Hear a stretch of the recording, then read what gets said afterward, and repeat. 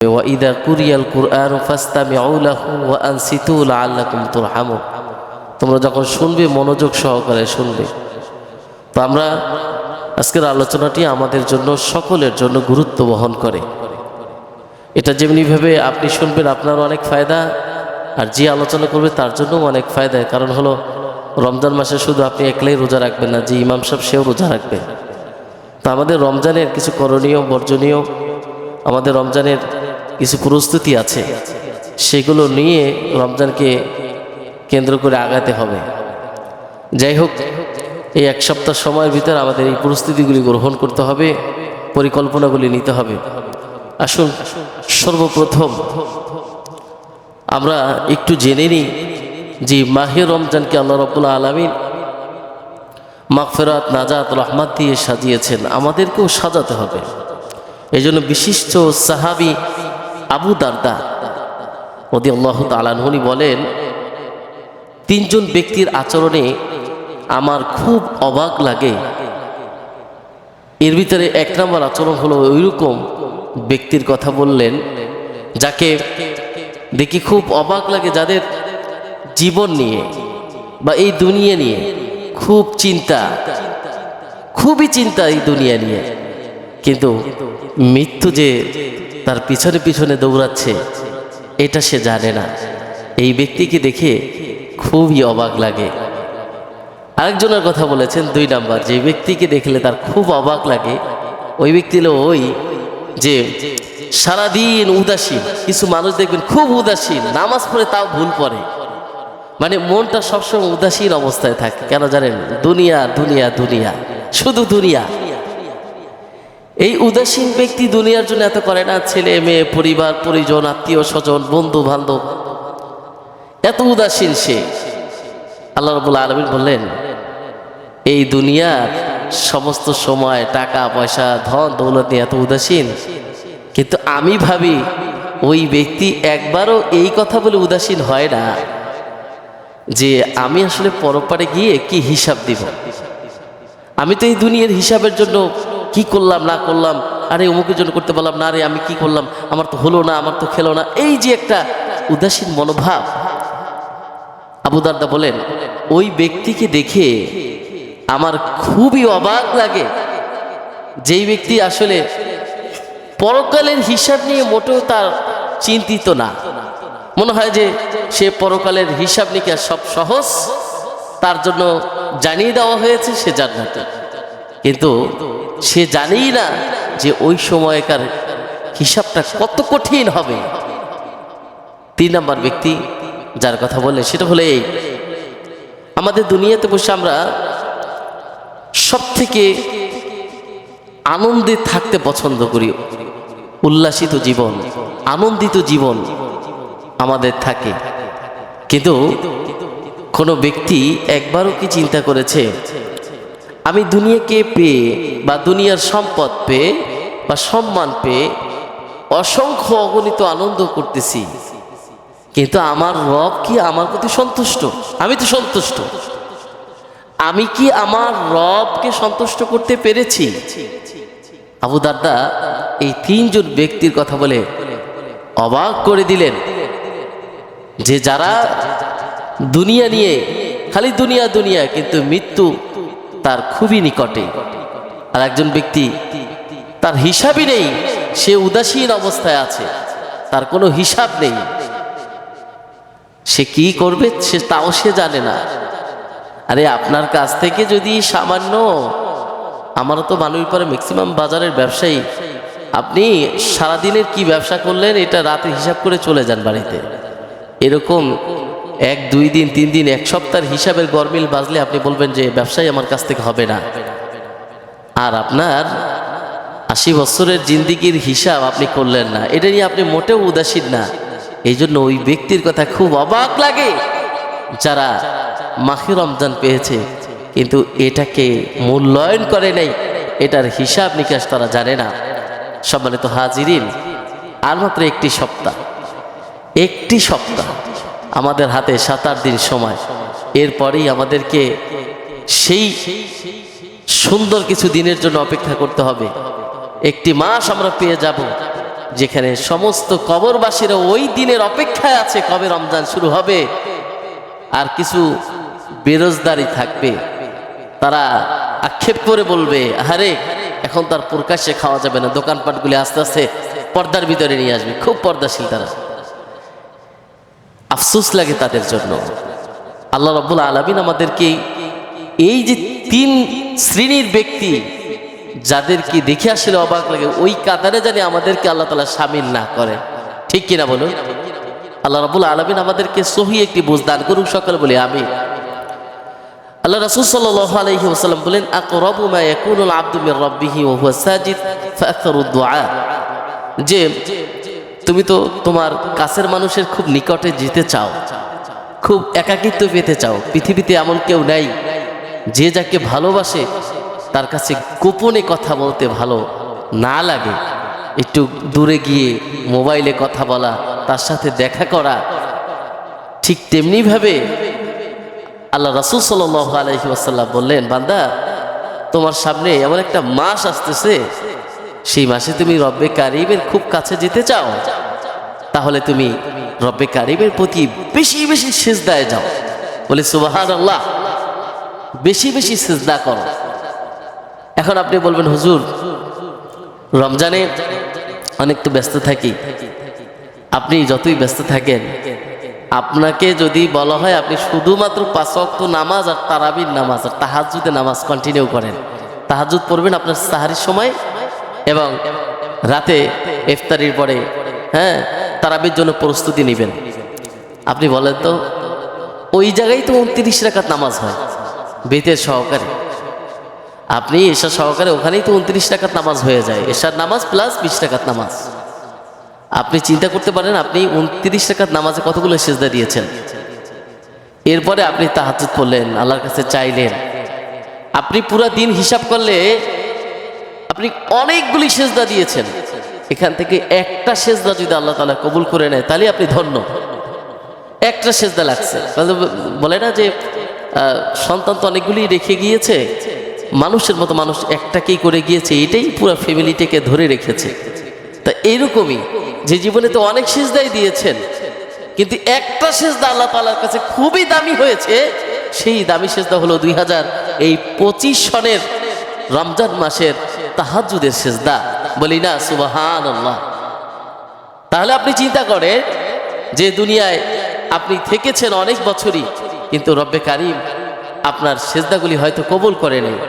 কিন্তু আপনি যদি রমজানকে প্ল্যান করে নেন, তাহলে অবশ্যই ওই কাজগুলি করা আপনার জন্য সহজ হবে। আসুন রমজানে আমরা কিছু প্রতিজ্ঞাবদ্ধ হব। এই প্রতিজ্ঞাগুলি আমার কাছে থাকবে, এ থেকে আমি নড়চড় হব না। এই জন্য 1 সপ্তাহ আগে আপনাদেরকে রিমাইন্ডার দিচ্ছি। আপনি প্রথমেই প্রতিজ্ঞাবদ্ধ হবেন যে 5 ওয়াক্ত নামাজ আমার জীবন থেকে অনেক দিন ছুটে গিয়েছে জামাতে, কিন্তু এই রমজানে 5 ওয়াক্ত নামাজ আমি যদি বেঁচে থাকি তাহলে জামাত মিস হবে না। আমি যদি বেঁচে থাকি, এটা আপনি পাক্কা একটা ওয়াদা করে নেবেন, প্রতিজ্ঞা করে নেবেন। এরপরে আপনি যদি আদায় করেন, আপনার জীবনের অনেক নফলই আপনি পড়তে পারেন নাই। ফরজ নিয়েই তো আপনি ব্যস্ত ছিলেন, নফল পড়বেন কখন? কিন্তু যদি এটা টার্গেট রাখেন যে এই রমজানে আমি আমার নফলের দিকে একটু বেশি গুরুত্ব দিব, এর কারণ হলো সারা বছরই তো ইবাদত করি না, এখন যেহেতু ইবাদতের একটি সময় এসেছে, তাহলে এই রমজান থেকেই শুরু করে দিলাম। এজন্য নামাজে আপনাকে আগেই প্রস্তুতিগুলি গ্রহণ করতে হবে। আপনি নামাজে এসে দেখেন 1 রাকাত 2 রাকাত পান নাই, জামাত পেয়েছেন, মাসবুক হয়েছেন, সেটা নাই। আপনি আগেই প্রস্তুতি নিয়ে নামাজের জন্য আসতে হবে এবং প্রতিজ্ঞা করতে হবে 5 ওয়াক্ত নামাজ আমার কাছ থেকে জামাত ছুটে যাবে না এবং নফলের বেশি গুরুত্ব দেবেন, এটা প্রতিজ্ঞাবদ্ধ হবেন। এবং কিছু বিষয়ে আপনি সিদ্ধান্ত গ্রহণ করবেন, যে সিদ্ধান্তগুলি এর আগে আপনি নেন নাই। যে প্রতিটি রোজায় আপনি এমনভাবে রোজাগুলি রাখার চেষ্টা করবেন সর্বোত্তম রোজা জানি হয়। এই জীবনে কি গেছে, কি করেছেন, এটা দেখার বিষয় না। 2025 সালে এসে আপনি যে রোজাগুলি রাখবেন সেগুলি জানি আপনার সর্বোত্তম পন্থায় হয়। এবং সব থেকে বড় একটি কথা যে আমরা জানি ওই না খেয়ে আছি এইটা জানি না ভাবি, ওই যে আমার জানি এইটাই না হয় যে আমি না খেয়ে রোজা রাখতেছি, মানে আমার জানি হয় আমার চোখ রোজা, আমার মুখ রোজা, আমার হাতে রোজা, পা রোজা। মানে আমি রোজা রাখা মানেই হলো আমি নিজেকে একদম একটা নিয়মতান্ত্রিক জায়গায় নিয়ে এসেছি। আমি শুধু ভোরাতে খাওয়া না খাওয়া এটা আমার ম্যাটার করে না। সব থেকে বড় কথা হলো যে আমি রোজা মানেই হলো আমার চোখ থেকে কিছু করা যাবে না, খারাপ কিছু দেখা যাবে না, আমার হাত থেকে কাউকে মারা যাবে না। বিশেষ করে রমজানে প্রচুর পরিমাণে রমজানের আগে গীবাত হয়, হ্যাঁ এটা হয় সেটা হয়। এই জবান পবিত্র রাখতে হবে। এটা জানি না হয় শুধু আপনার না খেয়ে আছেন এ পর্যন্ত ইতি, এটা তো হিন্দুরাও করে, উপাস থাকে, এইটা জানি না হয়। আপনার জিহ্বা, হ্যাঁ আপনার চোখ, এগুলো সব কিছু হেফাজতে রাখতে হবে। এবার প্রতিটি রাত আপনি কিভাবে কাটাবেন, তারাবি প্লাস তাহাজ্জুদ, এইটা আপনি একটা সিদ্ধান্তের ভিতরে নিয়ে আসবেন যে আমি এটাই সিদ্ধান্ত নিলাম, আমি ভোর রাত্রে উঠে আমি 2 রাকাত নামাজ পড়বো ইনশাল্লাহ। এই সিদ্ধান্তের উপরে যদি আপনি অটল থাকেন তাহলে 2 রাকাত কেন, দেখবেন আপনি 6 রাকাত, 8 রাকাত, 12 রাকাত তো পড়ে ফেলেছেন। এই জন্য আপনি এই সিদ্ধান্তে উপনীত হবেন যে আপনি যতই ব্যস্ত থাকেন আপনি 2-4 রাকাত নামাজ তাহাজ্জুদ এটা আপনি কন্টিনিউ করবেন। এ দ্বারা আপনি একটা জায়গায় অভ্যস্ত হয়ে যাবেন। সেটি হলো এই যে আপনি এরপর থেকে দেখবেন যে কন্টিনিউ আপনার ভোরাতে ঘুম ভেঙে গেছে। ফজরের নামাজের আগে আপনি তাহাজ্জুদ পড়লেন, কিছুক্ষণ কোরআন পড়লেন, এর ভিতরে ফজরের আজান হলো, আপনি নামাজে চলে আসলেন। এরপর যদি আপনি আধা ঘন্টা ফজরে পরে রেস্টও নেন তাহলে দেখবেন তাহাজ্জুদটা কন্টিনিউ হয়ে গেছে জীবনের জন্য। এরপরে আপনি আসুন যে এই রমজানকে কেন্দ্র করে আপনি যে গুনাহগুলি ছেড়ে দিয়েছেন, একটা সময় দেখা যাবে আপনি আস্তে আস্তে গুনাহ ছাড়তে পারেন, এটা আপনি বুঝতে পারছেন যে আমি 1 মাসই তো পরিবর্তন করেছি, তাহলে আমি বাকি 11 মাস যদি চেষ্টা করি তাহলে আমার কাছে পরিবর্তন হওয়া সম্ভব। এটা আপনার ভিতরে একটা শক্তি যোগাবে, আপনার ভিতরে একটা মনোবল সৃষ্টি করবে যে আমি 1টি মাসই তো নিজেকে পরিবর্তন রাখার চেষ্টা করেছি, তাহলে বাকি 11টি মাস চেষ্টা করলে আমি পারতে পারি। এই জন্যই তো আল্লাহ রাব্বুল আলামিন সূরা মাঈদার 118 নম্বর আয়াত আল্লাহ তাআলা বললেন, ইন তুআযিবুহুম ফাইন্নাহুম ইবাদু ওয়া ইন তাগফির লাহুম ফাইন্নাকা আনতাল আজিজুল হাকীম। ওগো মালিক, আপনি যদি চান তাহলে আমার মতো মানুষদেরকে ক্ষমা করে দিতে পারেন, আপনাকে জিজ্ঞাসা করার মতো কেউ নেই। এই জন্য আমরা এতটুকু বিশ্বাস রাখবো যে আমি যার কাছে ক্ষমা চাচ্ছি সে চাইলেই ক্ষমা করে দিতে পারে, সে চাইলেই আযাব দিতে পারে। তার কাছে ক্ষমার এটা অনেক বেশি, সে ক্ষমা করতেই জানে বেশি। তাহলে আমরা আমাদের জায়গা থেকে ক্ষমা চাই। এই রমজান মাস আমাদের জন্য ক্ষমার মাস, এটা আমাদেরকে মেনে নিতে হবে। এবার আসুন রমজান মাসের এত তাৎপর্য কেন, এত গুরুত্ব কেন রমজানের? রমজানের এত গুরুত্ব হলো আমরা সিয়াম পালন করব। আপনারা জানেন যে রমজান মাস মানে আমাদের জন্য পরিবর্তনের একটি মাস, রহমত, বরকত, নাজাতের একটি মাস, যেখানে শয়তানকে বেঁধে রাখা হয়। এখন মানুষ শয়তান তো থাকবেই, হ্যাঁ, জিন ইনসানকে ধোঁকা দিতে নিষেধ করা হয়। আল্লাহ রাব্বুল আলামিন বললেন, বান্দা তুমি এই রমজান ইবাদতে কাটাবে, এই জন্য মানুষ শয়তানের কাছ থেকেও তোমাকে হেফাজত রাখতে হবে। মানুষ শয়তান যারা 11টি মাস শয়তানি করে এসেছে, গীবাত করে এসেছে, পাপ কাজ করে এসেছে, তারা তো একটি মাসে খুব বেশি ভালো হতে পারবে না, তাদের কাছ থেকে তোমাকে দূরে থাকতে হবে। এরপরে রমজানের ভিতরে আরেকটা তাৎপর্য সব থেকে বেশি বহন করে, সেটা হলো আপনি তো অভাবী না, কিন্তু অভাবী যারা যারা খুব কষ্ট করে, অনাহারে থাকে, আপনি তাদের কষ্টটা কিছু হলেও বুঝতে পারবেন। আপনার পানির তৃষ্ণা লাগতেছে, খাবারের ক্ষুধা লাগতেছে, এরপরেও আপনি খাবার গ্রহণ করতেছেন না। ঠিক অভাবী যারা যারা খেতে পারে না, যাদের খুব অভাব চলে এই সারাটি বছর, কিছু আনে কিছু খায়, হয়তো দিনের 3 বেলা একবার খেতেও পারে, নাও পারে, এরকম অভাব অনাথ যারা আছে তাদের প্রতি আপনার একটা ইহসান হবে, দয়া হবে যে আসলে তারা তো সারাটি বছর এরকম কষ্টই করে, আমি তো আমার রমজান আমার জন্য ফরজ, এই জন্য রোজা রাখছি, কিন্তু তারা তো সারাটি বছর এরকম কষ্ট করে।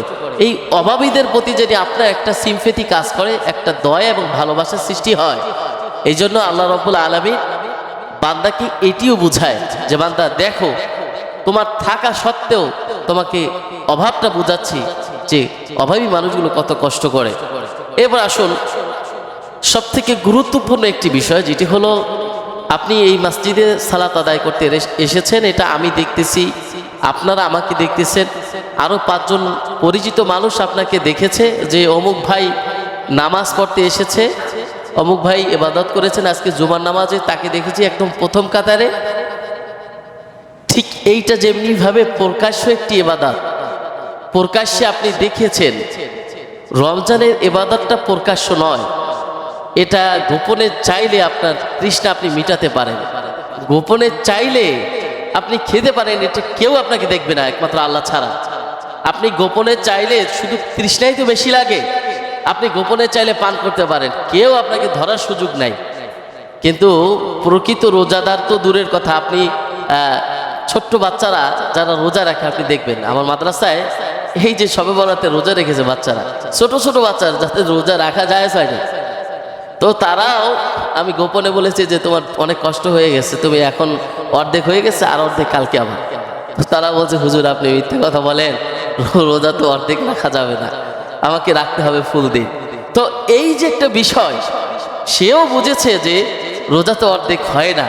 কিন্তু আপনি চিন্তা করেন, আমাদের ভিতরে অনেক মানুষ আছে যারা অনেক তৃষ্ণায় থাকে, অনেক কাজ করার পরে তারা রোজাটা রাখে, কিন্তু শুয়ে পড়ে, আসরের পরে জোহরের পরে মসজিদে দেখা যায় অনেকে ফ্যানসেনে শুয়ে আছে।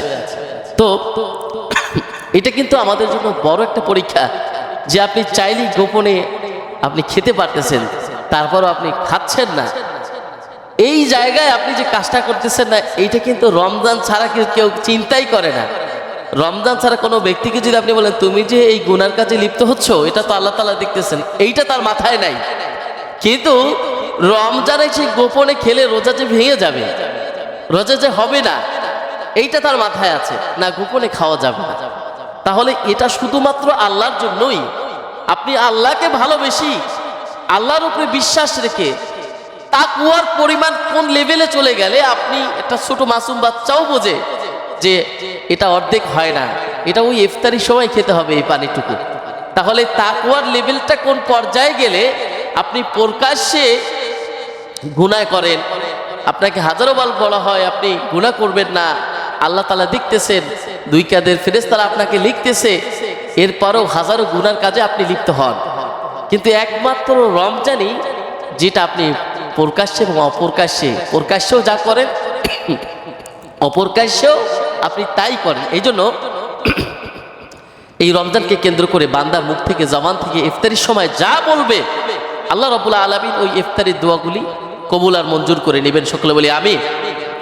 তাহলে আমরা ইফতারির সময় এই সারাদিন রোজা রাখার পরে বাসায় করেন, মসজিদে করেন, যেখানেই করেন, 5 মিনিট সময় হাতে রাখবেন বা 2 মিনিট সময় হাতে রাখবেন, যে অন্তত পক্ষে সারাদিন যে আল্লাহ তাআলার জন্যই কাজটি করেছেন, এটা সব থেকে বড় প্রমাণ। গো মালিক, দুনিয়ার কেউই বুঝতো না আমি পানি পান করলে, আমি গোপনে ভাত খেলে কেউই জানতো না, এরপরও তোমাকে ভালোবেসে তোমার রোজা রেখেছি, আজকে তুমি আমার এই কথাগুলি কবুল করে না।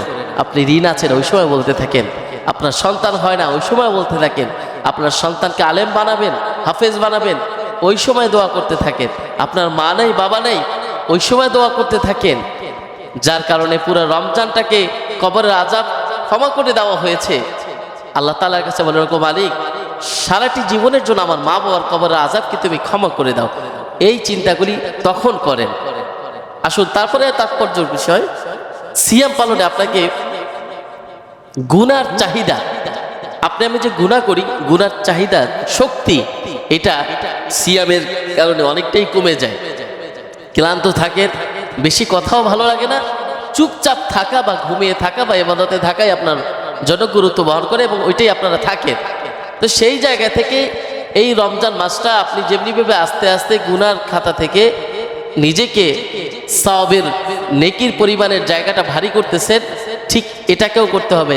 এটা শুধু 1 মাসের জন্য না। 1 মাস আমি একটা কোর্স করেছি, বলি না যে ভাই কোর্স করেছি 3 মাসের, এই জন্য এসে ফার্মেসি দিয়েছে। তো উনি 3 মাসের 6 মাসের কোর্স করার পরে একটা ফার্মেসি দিতে পারলো, আর আপনি 25 বছর রোজা রাখলেন, সারা জীবনের জন্য ফার্মেসি দিতে পারলেন না। সারা জীবনের জন্য আপনার যে অন্তরটা অপরিষ্কার, এটাকে পরিবর্তন করতে পারলেন না। দুনিয়ার ওষুধ খেলে আপনি ভালো হবেন, কিন্তু আপনার অন্তরের ওষুধ কে দিবে? আপনার অন্তরটা পরিষ্কার করতে হবে তো অবশ্যই আমল দিয়ে। আপনার নেক আমল ছাড়া তো আপনি কোনো কিছুই করা যাবে না। নেক আমল ছাড়া আপনার জীবন পরিবর্তন হবে না। এই জন্য নেক আমল করতে হলে অবশ্যই আপনার নফসটাকে পরিবর্তন করতে হবে। আপনি যদি এই কোর্সটা কমপ্লিট করতে পারেন, তাহলেই আপনি নেক আমলের দরজাটা আপনার জন্য সহজ হয়ে যাবে। আল্লাহ রাব্বুল আলামিন বলেন, ফাযকুরুনি আযকুরুকুম ওয়াশকুরুনি ওয়ালা তাকফুরুন। বান্দা শুকরিয়া আদায় করো, অকৃতজ্ঞ হয়েও না। কারণ এত সুযোগের পরেও, এত খারাপ কাজের পরেও বান্দা আবার তোমাকে সুযোগ দিচ্ছি, আপনি আমাকে সুযোগ দিবেন? আমি এক ক্লাসে বারবার ফেল করার পরে আপনি আমাকে তো পরীক্ষাই দিতে দিবেন না।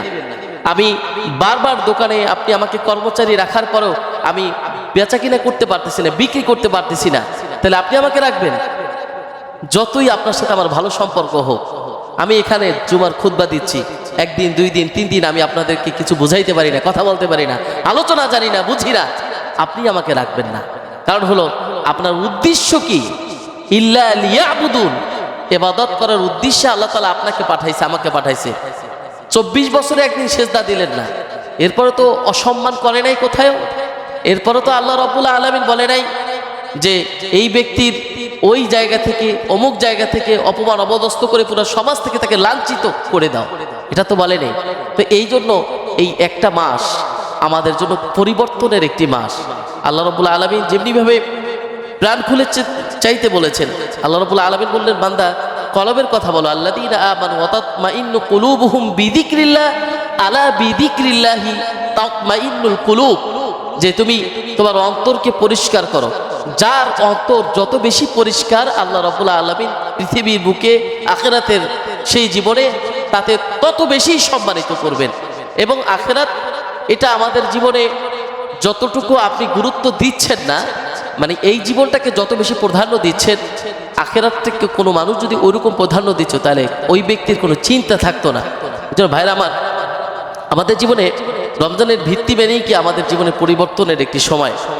আপনারা যদি চিন্তা করেন যে আল্লাহ রাব্বুল আলামিন ইবাদতের প্রতিযোগিতা করার, আপনার আমার জন্য চিন্তা ভাবনা করে যে বান্দা তুমি ইবাদতের প্রতিযোগিতা করো, তাহলে এই রমজানটা হলো সর্বশ্রেষ্ঠ জায়গা, যেখানে আমরা একসাথে মিলে সবাই এই ইফতারি করতেছি, একসাথে সবাই উঠতেছি, একসাথে আবার সবাই তারাবি পড়তেছি।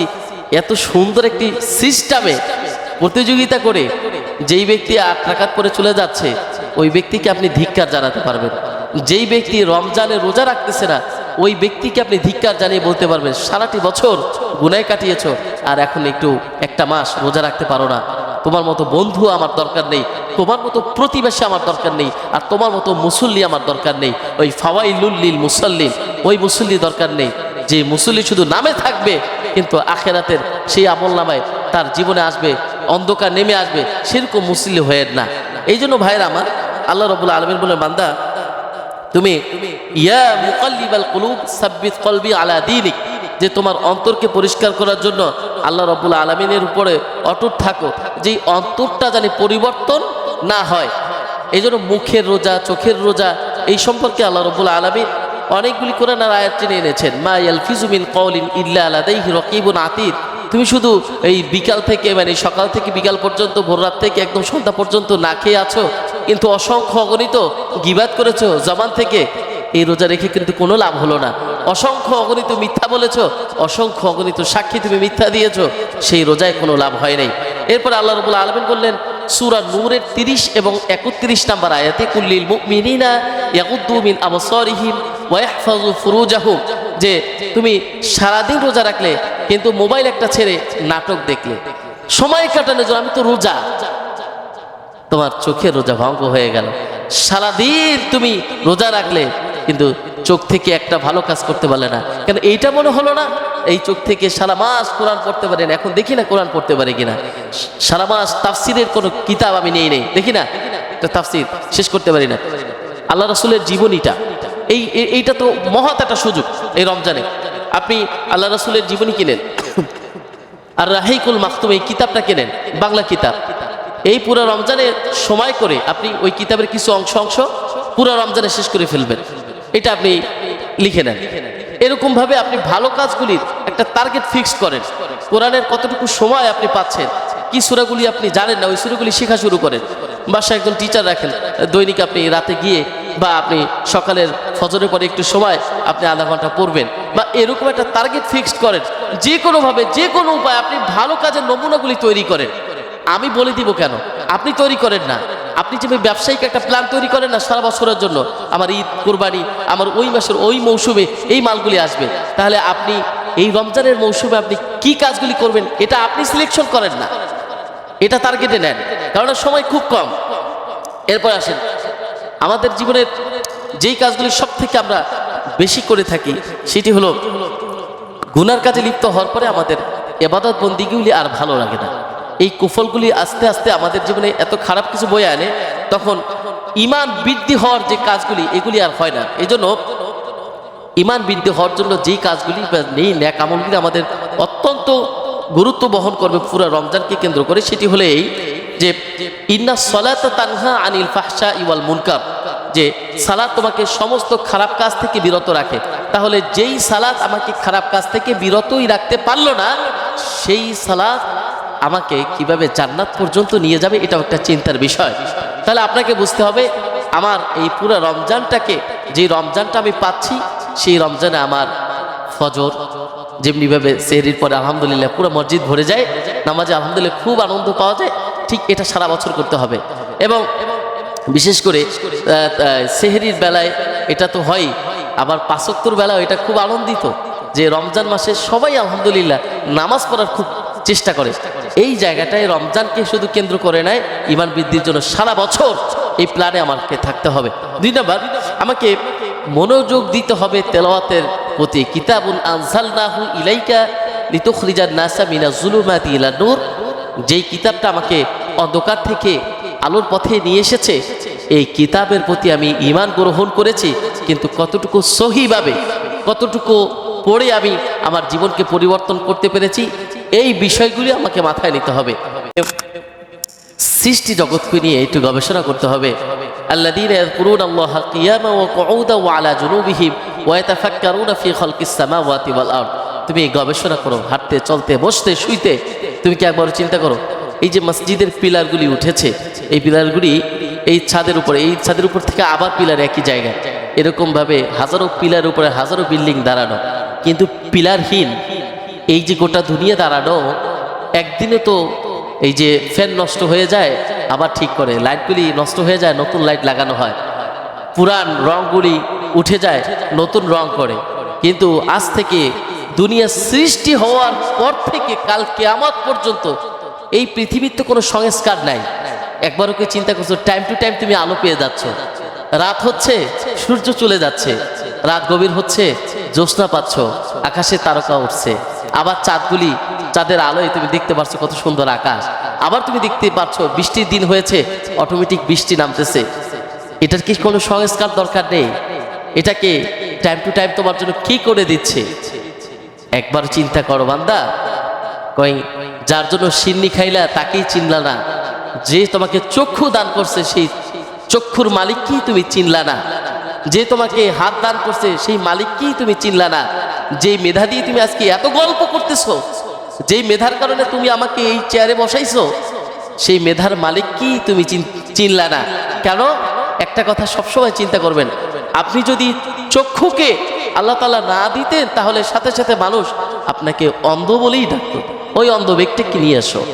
আর আমাকে যদি আল্লাহ তাআলা জ্ঞান না দিতেন, আপনাকে যদি আল্লাহ তাআলা জ্ঞান না দিতেন, তাহলে এক তিল পরিমাণ মানুষ আপনাকে ভালো মানুষ বলতো না, বলতো কি ওই পাগলটাকে যেয়ে নিয়ে আসো। কেন? তার মাথা তো খারাপ, সে তো স্বাভাবিক মানুষ না। পা না থাকলে স্বাভাবিক অবস্থায় মানুষ পঙ্গুই বলতো, এটাই আপনাকে সহ্য করে নিতে হতো। তাহলে আল্লাহ রাব্বুল আলামিন এত কিছু দিল আর সেই মালিককেই তুমি চিনলা না, তা তোমার মতো ফাযকুরুনি আযকুরুকুম ওয়াশকুরুলি ওয়ালা তাকফুরুন, তোমার মতো অকৃতজ্ঞ বান্দা এরকম মাহে রমজান সারাটি বছর পেলেও তুমি মাহে রমজান পেয়ে পরিবর্তন যেহেতু হতে পারো নাই, তাহলে তুমি গোটা জিন্দেগিকে পেয়েও যদি তুমি থাকো তাহলে তুমি পরিবর্তন হতে পারবে না, কারণ তুমি তো মালিককেই চেনো নাই। আরে তুমি মাকে চেনো নাই, বাবাকে চেনো নাই, যেই বাবা মার জন্য তুমি পৃথিবীতে এসেছো, তাহলে তুমি তোমার কাছ থেকে কি ভাই আশা করা যায় যে মহান মালিক তোমাকে এত কিছু দিয়েছেন, এরপর তুমি সেই মহান মালিককে চিনলে না। এই জন্য রমজান শুরু হওয়ার আগে আমি 2-3টা আমলের কথা বলি, এটা খুব বেশি করবেন হাঁটতে চলতে বসতে। একটি হলো এই যে কোনো ব্যক্তি, সবাই হঠাৎ করে বিপদ আসাটাকে খুব দুঃখজনক মনে করেন। এই দেখলাম জামা কাপড় ধুইতে, আর কিছুক্ষণ পর দেখি তার ইন্তিকালের খবর এসেছে। এই কালকে দেখলাম তার সাথে সালাম বিনিময় হয়েছে, দেখা হয়েছে, আজকে শুনি সে নাকি সকালে মারা গেছে। এই হঠাৎ বিপদ আপদ, রওনা করেছেন বাজারে যাবেন বা অফিসে যাবেন, হঠাৎ রোড অ্যাক্সিডেন্ট। এই হঠাৎ বিপদ আপদ থেকে ছোট্ট একটি আমল এটা আপনার জীবনে নিয়ে নেন। ছোট্ট আমলটি হলো বিসমিল্লাহিল্লাযী লা ইয়াদুররু মা ইসমিহি শাইউন ফিল আরদি ওয়ালা ফিস সামা ওয়া হুয়াস সামিউল আলিম। এটা জবানে নিয়ে নেন আজকে থেকে, এই দোয়াটি পড়ে নেবেন, বিসমিল্লাহিল্লাযী লা ইয়াদুররু মা ইসমিহি শাইউন ফিল আরদি ওয়ালা ফিস সামা ওয়া হুয়াস সামিউল আলিম। এরপরে যেই ব্যক্তি, এই বাজারে তো আলহামদুলিল্লাহ অনেক ব্যবসায়ী ভাইরাই আছেন যে দেখা যায় সকালে আসবেন, একদম রাতে যাবেন, এবং 15-20 রমজানের পর থেকে তো আরো খুবই ব্যস্ত বেশি। এই জন্য অনেকের উজু থাকবে না, কোরআন পড়তে পারতেছেন না, সময় থাকবে না, এটা আমি বাস্তবতা বুঝি। তো সেই ক্ষেত্রে আপনি ছোট্ট একটা জিকির আপনাকে শিখাই দিই, যেই ব্যক্তি এই জিকিরটা তার জবানে নিয়ে দিবে, কাল কিয়ামতের ময়দানে তার সাগর পরিমাণ যদি গুনাহ থাকে, তাহলে আল্লাহ রাব্বুল আলামিন ওই গুনাহকে তার ক্ষমা করে দিয়ে তাকে জান্নাতে নিয়ে যাবেন, বলে সুবহানাল্লাহ। ছোট্ট জিকিরটা হলো সুবহানাল্লাহি ওয়া বিহামদিহি, সুবহানাল্লাহি ওয়া বিহামদিহি সুবহানাল্লাহিল আযীম, সুবহানাল্লাহি ওয়া বিহামদিহি সুবহানাল্লাহিল আযীম। আমার সাথে সবাই একটু পড়েন তো, সুবহানাল্লাহি ওয়া বিহামদিহি সুবহানাল্লাহিল আযীম। এটা পারতে পারবেন সবাই ইনশাআল্লাহ? আপনি যে দোকানদারি করেন না কেন, আপনার কাস্টমার আছে, আপনার মুখ তো চলতেছে আলহামদুলিল্লাহ, উনি যা জিজ্ঞেস করতেছে আপনি উত্তর দেন, কিন্তু আপনি সুযোগ পেয়েছেন সুবহানাল্লাহি ওয়া বিহামদিহি সুবহানাল্লাহিল আযীম, সুবহানাল্লাহি ওয়া বিহামদিহি সুবহানাল্লাহিল আযীম। যে কাজ করতেছেন আপনার জবানতে এটা জারি করে দিবেন। এরপরে আসুন, আল্লাহ রাব্বুল আলামিন বললেন, বান্দা তুমি তো আল্লাহর উপরে ভরসা করো। অনেকে শেষ রমজানে এসেও, হুজুর অনেক টাকার মাল এনেছি, এখন পর্যন্ত যেই আশা করে এনেছিলাম বিক্রি হয় নাই, খুব প্রেশানে হুজুর, কারণ অনেক বন্ধু বান্ধবের কাছ থেকে ঋণ করে এনেছি, হয়তো অনেক টাকা লোন করেছি, এই জন্য তাওয়াক্কুলটা জানি আল্লাহর উপরে হয়। এই জন্য বিসমিল্লাহি তাওয়াক্কালতু আলাল্লাহ লা হাওলা ওয়ালা কুওয়াতা ইল্লা বিল্লাহ, এই শব্দটা এটা যদি আপনার জবানে থাকে, তাওয়াক্কালতু আলাল্লাহ লা হাওলা ওয়ালা কুওয়াতা ইল্লা বিল্লাহ, বিসমিল্লাহি তাওয়াক্কালতু আলাল্লাহ লা হাওলা ওয়ালা কুওয়াতা ইল্লা বিল্লাহ, এটা যদি আপনার জবানে জারি রাখতে পারেন, আপনার দেখবেন ঈদের আগে আপনার কোনো প্রেশারে আল্লাহর রহমতে হবে না। এটা হলো একদম আমল, যে আমল রাসূল সাল্লাল্লাহু আলাইহি ওয়াসাল্লাম থেকে শুরু করে সাহাবা আজমান যারা ছিলেন সকলেই তো ব্যবসায়ী করছেন। আবু বকর, ওমর, ওসমান তারা তো ব্যবসায়ী ছিলেন। তো এই আমলগুলি আপনাকে নিতে হবে আজকের পর থেকে। আজকের জুমাটা আপনাদের জন্য খুব গুরুত্ব বহন করতেছে, এর একটি কারণ যে আপনি রমজানে কি করবেন, কি প্ল্যানে আগাবেন, এটাই ছিল আজকের জুমার আলোচনায়। আল্লাহ রাব্বুল আলামিন আমাকে সহকারে যারাই আজকের এই আলোচনাটুকু শুনলেন, আমাদের সকলকে আমল করার তৌফিক দান করুক, আমিন। ওয়া আখিরু দাওয়ানা আলহামদুলিল্লাহি রাব্বিল আলামিন। আসসালামু আলাইকুম ওয়া রাহমাতুল্লাহ।